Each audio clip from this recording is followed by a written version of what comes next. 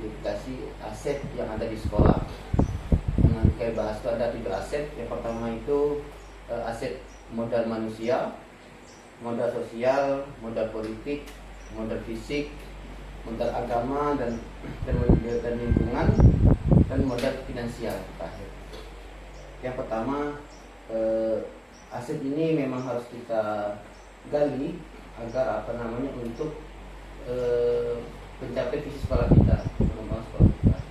Jadi kita harus tahu apa itu aset-aset yang ada di lingkungan sekolah kita yang bisa kita gunakan untuk pembelajaran di sekolah. Jadi untuk pengembangan di sekolah.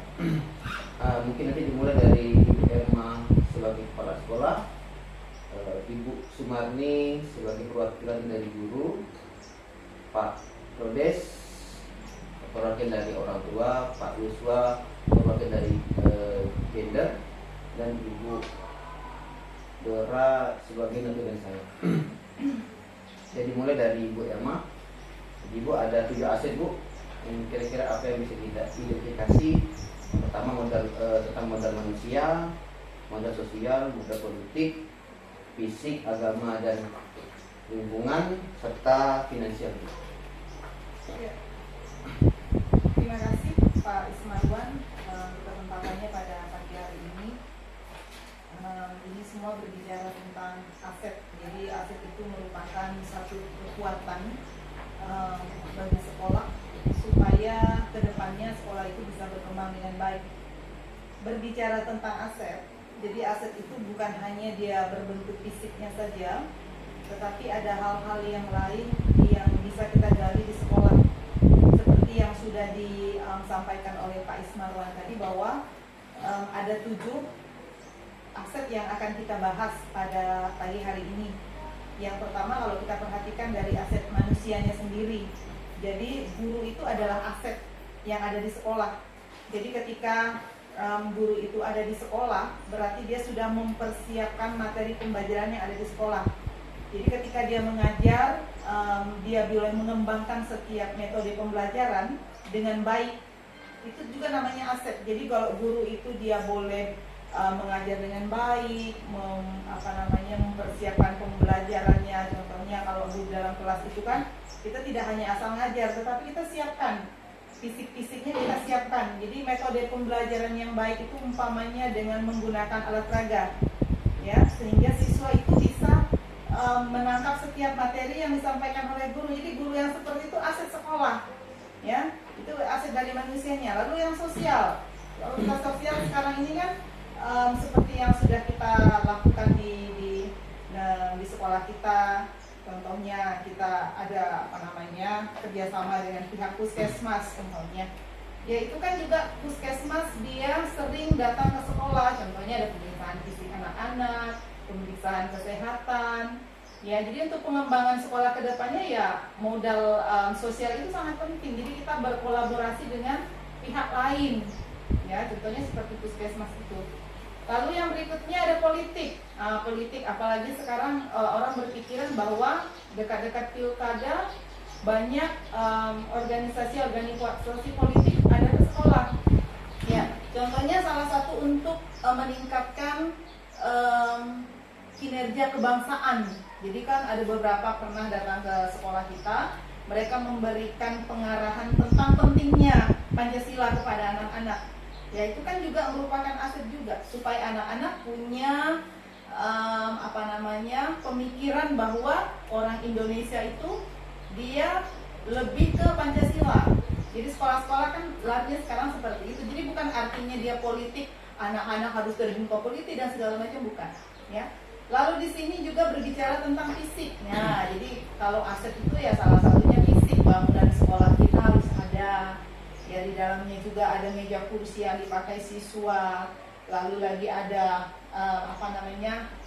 alat-alat yang digunakan oleh guru, IATU untuk membantu meningkatkan kegiatan pembelajaran yang ada di sekolah itu fisik. Jadi polisi itu dia berbicara tentang bangunan yang ada. Untuk ruang kelas kita ada berapa, ya kan, laboratorium kita ada enggak, ya itu masalah fisik.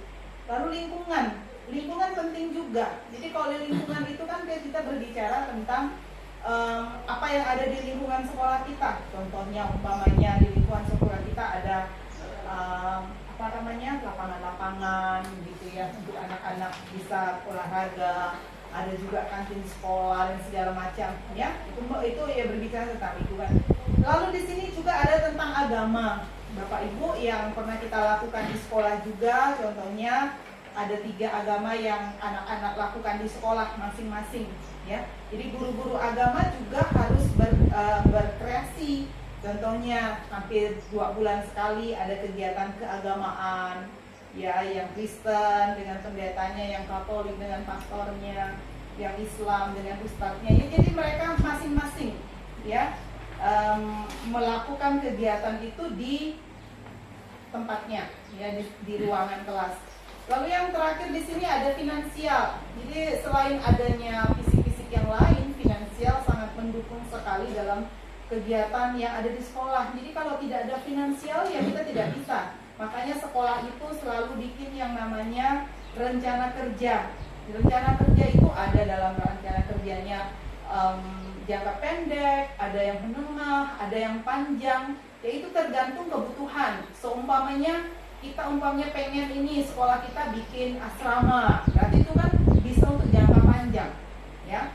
Lalu jangka pendek umpamanya kegiatan anak-anak setiap harinya, umpamanya guru-guru harus mempersiapkan metode pembelajaran, lalu harus ada kertas yang harus disiapkan, itu semuanya finansial ada situ. Ada penggajian guru juga ya. Jadi itu berbicara tentang finansial, itu adalah untuk mendukung setiap kegiatan yang ada di sekolah. Jadi dari beberapa yang sudah saya sampaikan, saya berharap bahwa dengan adanya aset ini itu bisa untuk mengembangkan sekolah kita ke depan.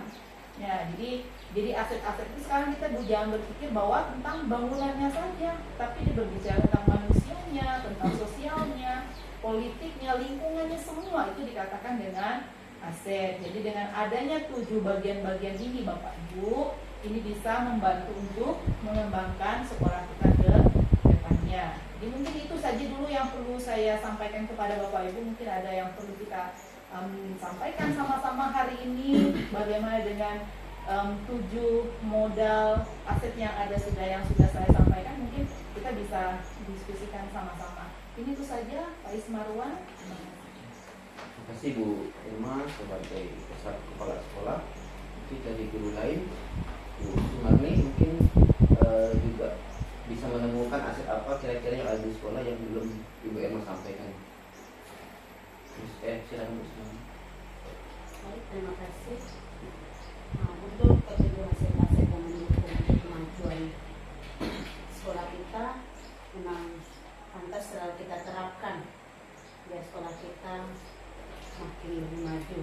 Lalu untuk aset-aset agama dan budaya ini tadi kita biasanya, siswa kita biasanya kita ajak untuk melestarikan budaya daerah kita. Contohnya ketika mereka mengadakan kegiatan lomba, maka budaya daerah kita terapkan dan kita latih untuk anak-anak.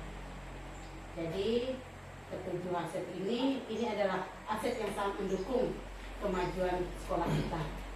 Mungkin hanya ini saja Pak Is, nanti mungkin ada yang kurang jelas yang perlu kita komunikasikan, untuk kita komunikasi bersama. Terima kasih. Ada Pak, tambah lagi? Tidak ada Pak ya. Jadi kalau sesuai dengan model manusia itu berarti kan tentang aset kita di sekolah. Ada berapa jumlah guru kita yang sudah pendidikan S1 kan? Kalau sesuai dengan aset kita di sekolah ini, guru kita sudah sesuai dengan bidangnya mengajar gitu kan? Ya, sudah 90% itu gurunya S1 sudah sesuai dengan bidang mengajarnya. Hanya tinggal 10% lagi lah. Seperti guru seni budaya yang kita belum ada, terus prakarya itu kan yang belum ada. Nah tentang juga hampir rata-rata juga guru-guru kita memiliki inovasi mengajar, seperti alat peraga dan sebagainya. Itu bisa dikembangkan juga seperti Bu tadi. Tentang sosial kita juga bisa, mungkin kita tambah lagi nanti kerjasama dengan misalnya Kapolsek atau desa tentang pendidikan yang kira-kira apa yang bisa dia bantu untuk sekolah kita, camat dan sebagainya. Nah, politik politik ini pasti tentang apa namanya suatu keputusan yang bisa menguntungkan sekolah kita gitu kan. Jadi misalnya pernah dulu apa namanya kita dapat seperti dewan apa namanya di jalan itu, saya lupa juga apa namanya itu. aspirasi dewan. Akhir dewan itu kan sebagai suatu politik juga kan yang kita dapat seperti itu. Mungkin nanti kita bisa juga pikirkan kira apalagi kira-kira dewan yang bisa membantu sekolah kita seperti itu, yang bisa pernah membantu sekolah kita. Fisik sebenarnya sekolah kita sudah banyak sebenarnya. Fisik kita punya ruang perpustakaan, kita ada ruang kelas walaupun masih kurang maksimal tapi sudah lumayan lah kan, sudah bisa terpenuhi lah seperti itu. Yang paling penting itu modal lingkungan. Nah lingkungan sebenarnya di lingkungan sekolah kita itu masih banyak pohon-pohonan. Jadi sebenarnya banyak modal ini yang bisa kita gunakan dalam pembelajaran sebenarnya. Guru lebih kreatif lah, misalnya guru biologi gitu kan, bisa apa namanya melaksanakan pembelajaran di luar kelas, bisa di hutan, misalnya meneliti tumbuhan apa. Nah, nggak bisa sebenarnya, cuma kan belum kita kembangkan. Sebenarnya kan masih banyak nih di sekitar kita kan banyak tanaman yang jenisnya banyak yang bisa kita gunakan sebagai pembelajaran seperti itu. Tentang agama juga Beruna tadi kita juga sudah tentang agama ini sudah banyak lah kegiatan kita di sekolah kan. Tiap bulan kita laksanakan, dan dengan modal agama kita di sini agama kita ada 3, yaitu Islam, Kristen, dan Katolik. Nah, dengan agama ini kita bisa toleransinya lebih tinggi seperti itu kan. Nah, kita bisa melaksanakan ibadahnya secara masing-masing. Yang terakhir tentang modal finansial. Nah, jadi finansial ini kita selain ada dana BOS, kita juga ada dana PBP yang disebut dengan BOSDA. Itu juga sebagai modal kita untuk memajukan sekolah, seperti untuk membeli barang-barang memang seperti pembelajaran yang fokus, laptop, dan lain-lainnya seperti itu. Mungkin ada tambahan lagi kira-kira apa lagi yang bisa menjadi modal kita ke depan yang belum kita sebutkan? Iya, seperti yang sudah disampaikan tadi, modal politik yang perlu saya tambahkan selain ada kerjasama dengan para dewan itu, pernah dulu tahun berapa ada juga bantuan seperti Infokus, lalu ada kemarin itu saya lupa yang diberikan oleh dewan itu saya lupa ya. Jadi itu memang perlu sih kadang-kala seperti itu untuk kita kerjasama dengan dewan-dewan, cuman karena sampai saat ini kan Meranti belum ada dewan yang tetap nih ya, semoga lah kedepannya nanti ada. Yang seperti Bu Sumari sampaikan juga itu masalah budaya ya. Budaya kan memang mayoritas kan memang orang Dayak ya yang ada di Meranti ya, jadi memang budaya-budaya itu ya bisa kita kembangkan ya. Jadi melalui umpamanya kreasi seni seperti anak-anak yang sudah lakukan kemarin kan pada saat gawai ya, jadi dari desa, dari camat juga melibatkan anak-anak bisa untuk mengikuti kegiatan itu kan salah satunya juga yang bisa dijadikan aset buat pengembangan sekolah gitu ya. Jadi saya pikir sih udah jelas apa yang sudah kita sampaikan hari ini. Jadi memang ya seperti yang sudah kita diskusikan bahwa ini adalah aset-aset yang sangat mendukung untuk kegiatan pembelajaran. Kayak lingkungan tadi seperti yang disampaikan juga, pernah saya sampaikan kepada Bapak Ibu guru, boleh kita bawa anak-anak belajar di luar, enggak jadi masalah. Tetapi harus sesuai dengan tema pembelajaran kita. Soalnya seperti guru biologi tadi kan, belajar tentang umpamanya pakis begitu kan, di sekitar kita kan masih ada ya. Jadi anak-anak mungkin walaupun dia di setiap hari melihat tumbuhan itu kan belum tentu mereka tahu yang mana klorofilnya, yang mana sporanya ya kan. Dengan kegiatan pembelajaran seperti itu akhirnya juga mereka lebih tahu ya. Jadi saya berharap kedepannya Bapak Ibu guru juga merupakan orang yang berada di tempat ini bisa mengembangkan itu semua untuk kegiatan pembelajaran. Artinya kegiatan pembelajaran kita lebih menyenangkan, jadi anak-anak juga tidak bosan di dalam kelas, bisa kita bawa di sekitar lingkungan kita biar anak-anak juga makin nyaman ke depannya. Mungkin itu saja Pak Ismarwan yang bisa saya tambahkan. Terima kasih. Mungkin sudah selesai ya untuk hari ini. Mungkin Itu tadi yang kami sampaikan tentang pengelolaan sumber daya, identifikasi aset yang ada di sekolah. Mungkin nanti kami ada pertemuan berikutnya untuk pertemuan kedua. Oke, terima kasih. Terima kasih kepada Ibu Emma selaku kepala sekolah dan Bapak Ibu juga. Selamat pagi. Pagi.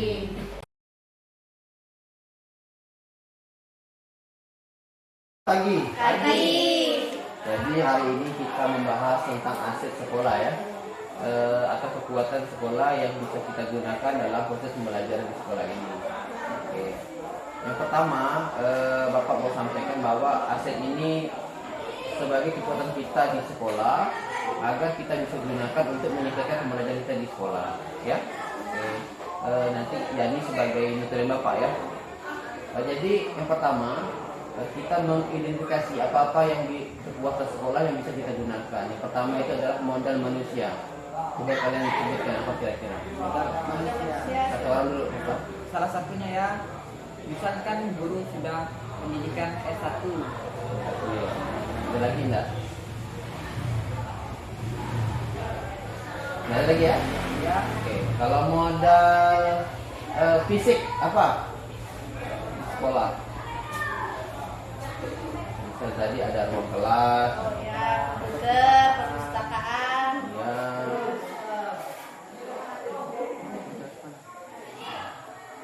Ada apa lagi? Ruang lab, ya kan? UKS. KS. Ada lagi enggak? Dan Ada ya? Mungkin terlupakan nih masih. Ada lagi enggak? Ada alat musik daerah? oh, Iya, drum band. band seperti sanggar. Iya. Selanjutnya kalau modal sosial, Ya, seperti kecamatan, kecamatan, politik, eh, polsek, polsek, desa, ya, yang biasa kesal kita ya.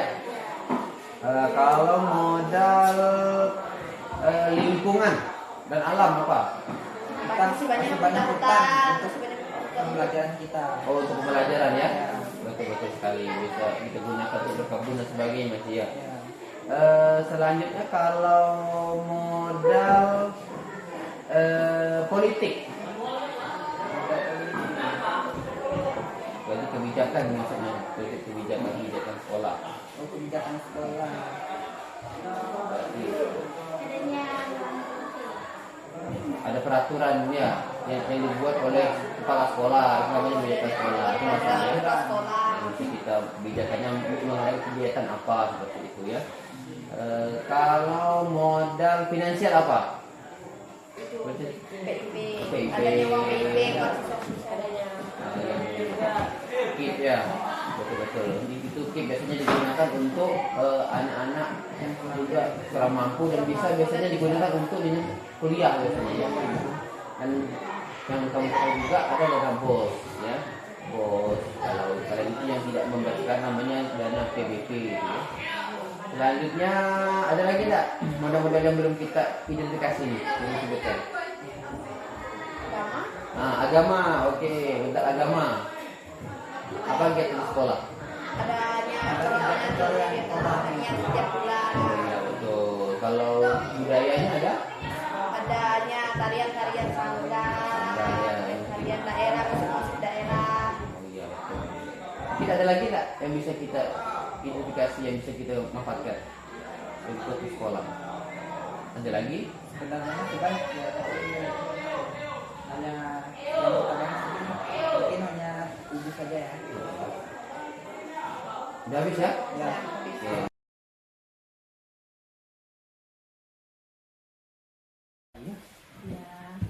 Selamat pagi. Pagi. Oke, hari ini kita bersama-sama diskusi untuk membahas aset atau kekuatan yang ada di sekolah yang bisa kita gunakan dalam proses pembelajaran. Aset ini sangat penting untuk kita identifikasi biar kita bisa gunakan untuk pengembangan sekolah seperti itu. Nah, saya mulai dari aset yaitu modal manusia. Kira-kira apa yang ada di lingkungan sekolah kita? Modal manusia sih terutama guru. Kalau namanya sekolah guru itu ada termasuk kepala sekolah, ada tenaga TU, ada Udah satpam. satpam, penjaga sekolah dengan tenaga kebersihan. Jadi itu untuk modal manusia yang ada di sekolah. Ini modal itu Pak ya. Mm-mm. Kalau modal finansial Pak, Modal finansialnya dari dana BOS, dari dana PBB yang dari provinsi, dan juga dari pengembangan beasiswa dari PIP anak-anak. PIP anak. Iya, Mungkin ada yang lain nggak lagi ya. tidak ada. Memang Kalau modal fisik yang ada di sekolah, bangunan, UKS, UKS, ada UKS, perpustakaan, Perpustakaan, ada perpustakaan, iya. ada lab, lab, ada ruang guru, ruang kepala sekolah, ruang kelas kita jadi ya, Kelas. ruang kelas, termasuk lapangan dan lapangan. WC. Ya. Kalau kita lihat dari modal sosial Pak, Modal sosialnya yang biasanya bisa mendukung untuk di sekolah kita aja apa kira? Yang di luar, yang biasanya datang ke sekolah, ketua komite, ya ketua komite datang kadang datang kayak seperti kemarin apa namanya Puskesmas, Ruhan, kemudian ada dan apa dari Kapolsek tentang Cek. dari Kapolsek pusat. tentang apa yang pembukaan Polri Pak. Oh iya, pembukaan Polri Kemudian untuk Puskesmas yang kan cek darah. siswa yang berprestasi terutama. Pembinaan dari rohani, Rohanian. sering juga datang ke sekolah. di sosial juga ada yang bisa kita gunakan. Ternyata modal lingkungan dan alam yang bisa kita gunakan dalam proses pembelajaran. Lingkungan sekitar terutama di sekitar sekolah ya, mungkin di Bisa tumbuhan mungkin bisa dipakai. atau lingkungan sebelah sekolah kita kan masih ada lingkungan alam yang masih alami, bisa digunakan untuk proses pembelajaran. Tidak hanya dari alam, juga ada dari pertanian, samping sekolah juga ada. Mulok Pak ya. Ada mulok. Jadi bisa kita gunakan misalnya dalam model biologi mungkin Pak ya. Iya betul. Kalau di model agama dan budaya Pak, ada yang bisa kita gunakan. Mungkin ada budaya daerah sini yang bisa kita kembangkan yang digunakan ke sekolah. Untuk model agama dan budaya, terutama sekolah kita kan sudah mempunyai sanggar. Artinya sanggar ini kan biasanya digunakan untuk anak-anak untuk ikut berpartisipasi dalam gawai Dayak, terutama di kabupaten. Jadi mereka berpartisipasi dalam lomba tarian, di dalam Musik, lomba juga. musik. Kalau model agama Pak, kalau di luar itu ada nggak Pak? Model agama kami biasanya ya Penyuluhan dari kepala agama, misalnya yang Katolik, yang Islam, Islam. yang Kristen juga ada. Biasanya ada undangan, Undangan. kegiatan Kegiatan di gereja Iya, atau iya. gereja di masjid juga. Kadang dilakukan Sebenarnya setiap di- semester ada. Walaupun di sekolah juga ada kita kan? Ada. Setiap bulannya. Kalau model politik Pak, ada nggak kira-kira yang bisa kita manfaatkan di sekolah ini? Secara tidak langsung pasti ada, walaupun dari segi politik mungkin dari pemerintah daerah sendiri mungkin belum masuk ke sekolah, secara langsung pasti ada. Mungkin dari misalkan dari dewan yang terutama di daerah Meranti sendiri bisa juga biasanya sih mengajukan kerjasama dengan sekolah dalam hal pembenahan sarana dan prasarana. Misalnya jalan yang menuju ke sekolah atau pembangunan dalam hal ini mungkin ruang kebersihan WC juga bisa. Pernah sih juga waktu dulu kan kita mendapatkan dana Nah, aspirasi di jalan ya, jalan. dewan pernah. Udah ya, mungkin ada lagi kira-kira aset yang bisa kita manfaatkan. Tidak habis kali ya. Habis ya? Ya, habis. Oke, mungkin itu pembahasan dari kami tentang aset sekolah yang tadi di perwakilan dari tokoh masyarakat, Dewan Guru, ada wakil kepala sekolah, dan perwakilan gender. Oke, terima kasih Bapak Ibu. Oke, selamat pagi. Selamat pagi.